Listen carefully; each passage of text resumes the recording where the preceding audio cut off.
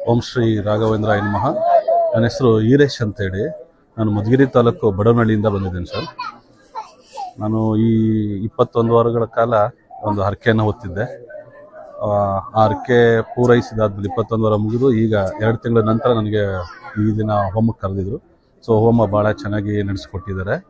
So ಮತ್ತೊಂದೇನೆಂದರೆ, ಈ ಹೊನ್ನಾವ ಮಂತ್ರಾಲಯದ ಬಗ್ಗೆ ನಾನು ಈ ಇನ್ಸ್ಟಾಗ್ರಾಮು ಮತ್ತು ಯೂಟ್ಯೂಬಲ್ಲಿ ಫಸ್ಟು ನಾನು ನೋಡಿದೆ.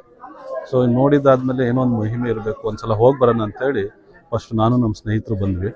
ಸೊ ಬಂದಾದ್ಮೇಲೆ ಇಲ್ಲಿ ಗುರುಗಳನ್ನ ಕಂಡಾದ್ಮೇಲೆ ನಿಮ್ಮ ಹರಕೆ ಏನಿದೆ ಅದನ್ನು ಹೊತ್ಕೊಂಡು ಈ ರೀತಿ ಕಾಯನ್ನು ಕಟ್ಟೋಗಿ ಸಂಕಲ್ಪ ಮಾಡ್ಕೊಳ್ಳಿ ಅಂತ ಹೇಳಿದ್ರು. ಸರ್ ನಿಜಕ್ಕೂ ನಾನು ಆದಷ್ಟು ದೇವರನ್ನ ನಂಬ್ತಲೇ ಇರ್ತಕ್ಕಂಥವನು. ಸೊ ನನ್ನ ಹೆಂಡತಿ ಮಾತು ಕೇಳಿ ಇಲ್ಲಿಗೆ ಬಂದಾದ್ಮೇಲೆ ಇಲ್ಲಿ ಗುರುಗಳ ಮಾತು ಮತ್ತು ಅದನ್ನು ಕೇಳಿ ರಾಯರ ಮನೆ ಹೇಗಿತ್ತು ಅಂತಂದರೆ, ನನ್ನ ಸಂಕಲ್ಪ ಅಂದರೆ ಕಾಯಿ ಕಟ್ಟಿ ಹೋಗಿ 3 ವಾರ ಆಗಿರಬೇಕು. ಇದ್ದಕ್ಕಿದ್ದಾಗೆ ಒಂದು ರೀತಿ ಆ ಅದೃಷ್ಟನೋ ಅಥವಾ ಪವಾಡ ಅಂತೀವೋದು ಅದು ನನಗೆ ಗೋಚರಿಸ್ತು. ಸೊ ಆಗಿಂದ ನಾನು ರಾಯರನ್ನ ನಂಬಿದ್ದೇನೆ. ಖಂಡಿತ ರಾಯರಿದ್ದಾರೆ.